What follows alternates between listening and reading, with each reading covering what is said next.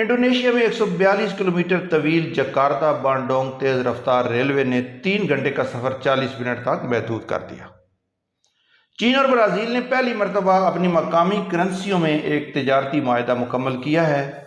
پاکستان کے چھوٹے سے شہر گوادر میں ملک کا سب سے بڑا ایئرپورٹ تعمیر کر دیا گیا ہے۔ مالدیپ میں سمندر پر ملک کا سب سے بڑا پل بنا دیا گیا ہے۔ چینی کمپنی عراق میں عالمی معیار کا نیا ایئرپورٹ تعمیر کر رہی ہے۔ مغربی یورپ اور مغربی چین کو ایک ہائی وے کے ذریعے ملا دیا گیا ہے جو کہ روس اور قزاقستان کے راستے سے گزرے گی۔ پاکستان میں 9 اکنامک زون اور 16 انڈسٹریل زون قائم کیے جا چکے ہیں۔ لاؤس میں 414 کلومیٹر لمبی ریلوے لائن بچھا دی گئی ہے، جبکہ گوادر کو دبئی کی طرز پر فری پورٹ بنایا جا رہا ہے۔ ناظرین، پچھلے 10 سال میں آپ نے بہت سی ایسی خبریں سنی ہوں گی اور شاید بہت سی آپ آنے والے دنوں میں سنیں گے۔ یہ مستقبل کا وہ منظر ہے جو چین کے اس ویژن کا مرہون منت ہے جس کے تحت چین نے اپنے ملک سے لے کر یورپ تک، پاکستان کے ذریعے بحیرہ عرب تک اور پھر گلف سے لے کر افریقہ تک، مشرق میں لاؤس، کمبوڈیا، تھائی لینڈ سے ملائیشیا تک اور جنوبی ایشیا میں مالدیپ، برما اور بنگلہ دیش تک، جنوبی امریکہ میں برازیل، ارجنٹینا اور وینزویلا تک روڈز، ریلوے اور کاروباری سرگرمیوں کا ایک ایسا نیٹ ورک ترتیب دے دیا ہے جس نے پوری دنیا کو بدل کر رکھ دیا۔ اور دنیا اب اس ماڈل کے مقابلے میں کچھ ماڈل ڈھونڈتی پھرتی ہے کہ کسی طرح چین کو روکا جا سکے، جو کہ بظاہر تو اب ممکن نظر نہیں آتا۔ ناظرین، آپ دیکھ رہے ہیں PNF پاکستان، اور ناظرین، آپ ہماری ویڈیوز میں اکثر سی پیک کے ساتھ ساتھ BRI یعنی بیلٹ اینڈ روڈ انیشیٹو کا ذکر سنتے آئے ہیں۔ آج ہم ناظرین کی آگاہی کے لیے اسی BRI یعنی بیلٹ اینڈ روڈ انیشیٹو پر بات کرنے جا رہے ہیں۔ بیلٹ اینڈ روڈ انیشیٹو کے بہت سارے ایسے ہیں جو تقریباً دنیا کے 3/4 ایریا کو کور کرتے ہیں۔ تیسری بیلٹ اینڈ روڈ فورم سمٹ برائے بین الاقوامی تعاون اسی ماہ اکتوبر میں چین کے شہر بیجنگ میں منعقد کی جا رہی ہے، جس میں دنیا بھر سے 130 سے زائد ممالک اور 30 سے زیادہ بین الاقوامی تنظیموں کے نمائندوں نے شرکت کی تصدیق کی ہے۔ 10 سال قبل چینی صدر شی جن پنگ نے سلک روڈ اکنامک بیلٹ اور 21ویں صدی کے میری ٹائم سلک روڈ کی مشترکہ تعمیر کا انیشیٹو پیش کیا تھا۔ جون 2023 کے اختتام تک 150 سے زائد ممالک اور 30 سے زائد بین الاقوامی تنظیموں نے بیلٹ اینڈ روڈ انیشیٹو کے حوالے سے 200 سے زائد تعاون کی دستاویزات پر دستخط کی ہے۔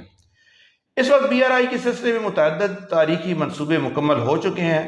چین نے 28 ممالک کے ساتھ 21 سے زیادہ تجارتی معاہدوں پر دستخط کیے ہیں، اور چین اور متعلقہ ممالک کی مجموعی امپورٹس اور ایکسپورٹس کا والیوم 19.1 ٹریلین امریکی ڈالرز تک پہنچ گیا ہے۔ گزشتہ ایک دہائی کے دوران BRI کے دوستوں کا حلقہ وسیع تر ہوتا چلا جا رہا ہے۔ چینی حکومت کی طرف سے 10 اکتوبر 2023 کو جاری کیے گئے white paper belt and road کی مشترکہ تعمیر بنی نوع انسان کے ہم نسل معاشرے کی تعمیر کا اہم طریقہ کار نے اس انیشیٹو کی کامیابی کے حوالے سے اہم نکات پیش کیے ہیں۔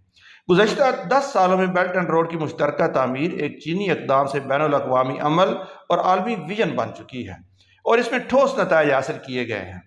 میکنزی اینڈ کمپنی کی تحقیق سے پتہ چلتا ہے کہ افریقہ میں چینی کمپنیوں کی لوکلائزیشن کی شرح 89 یعنی 89% تک پہنچ گئی ہے، جس سے مقامی آبادی کے روزگار کو مؤثر طریقے سے فروغ دیا گیا ہے۔ ان مثالوں سے ثابت ہوتا ہے کہ BRI انیشیٹو کوئی نعرہ نہیں ہے، بلکہ زیادہ تر ترقی پذیر ممالک کے رابطے اور معاشی ترقی کو محدود کرنے والی بنیادی رکاوٹوں کو دور کرنے، متعلقہ ممالک کی غربت میں کمی کی صلاحیت کو بڑھانے اور زیادہ سے زیادہ ممالک اور لوگوں کو فائدہ پہنچانے کے لیے ایک ٹھوس اقدام ہے۔ وائٹ پیپر میں نشاندہی کی گئی ہے کہ بیلٹ اینڈ روڈ کی مشترکہ تعمیر سے نہ صرف متعلقہ ممالک کو ٹھوس فوائد حاصل ہوں گے، بلکہ یہ معاشی گلوبلائزیشن کی صحت مند ترقی کو فروغ دینے، عالمی ترقی کے مسائل کو حل کرنے اور عالمی گورننس کے نظام کو بہتر بنانے، انسانیت کے لیے مشترکہ طور پر جدیدیت کا ایک نیا راستہ کھولنے اور بنی نوع انسان کے ہم نسل معاشرے کی تعمیر کو فروغ دینے میں بھی مثبت کردار ادا کرے گا۔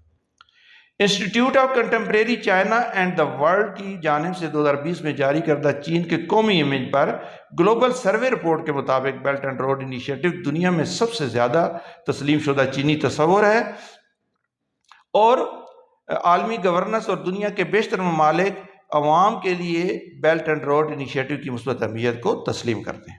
اپریل 2023 میں ایک یورپی تھنک ٹینک بروگل انسٹیٹیوٹ نے بیلٹ اینڈ روڈ انیشیٹو کے گلوبل کوگنیٹو ٹرینڈز کے عنوان سے ایک رپورٹ جاری کی، جس میں نشاندہی کی گئی کہ دنیا بھر کے مجموعی ممالک مجموعی طور پر بیلٹ اینڈ روڈ کی مشترکہ تعمیر کا مثبت جائزہ لیتے ہیں۔ خاص طور پر وسطی ایشیا سے لے کر افریقہ تک ترقی پذیر ممالک کی ایک بڑی تعداد بیلٹ اینڈ روڈ کی مشترکہ تعمیر کو پوری طرح تسلیم کرتی ہے۔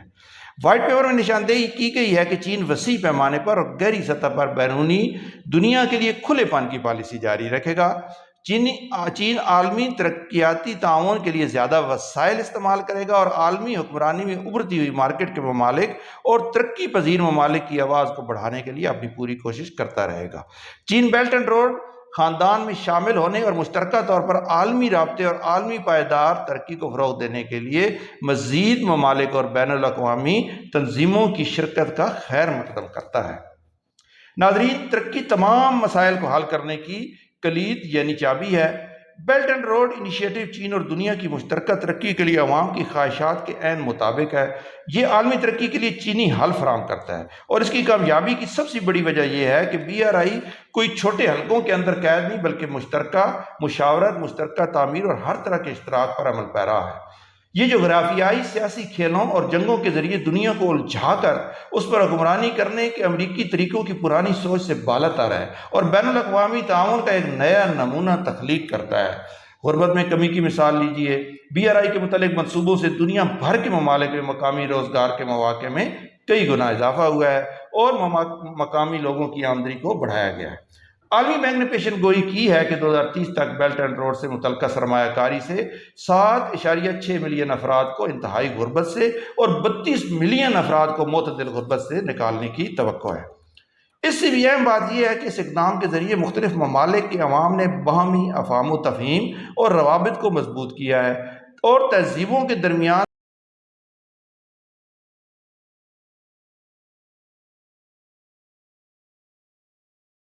معاشرے کی ترقی کے لیے ایک اہم پلیٹ فارم ہے۔ مسلسل جغرافیائی سیاسی تنازعات اور سست عالمی معاشی بحالی کے دور میں اس اقدام کی اہمیت اور بھی نمایاں ہے اور یہ چین اور دنیا کے لیے نیو ونڈو آف اپرچونٹیز بن کر سامنے آیا ہے۔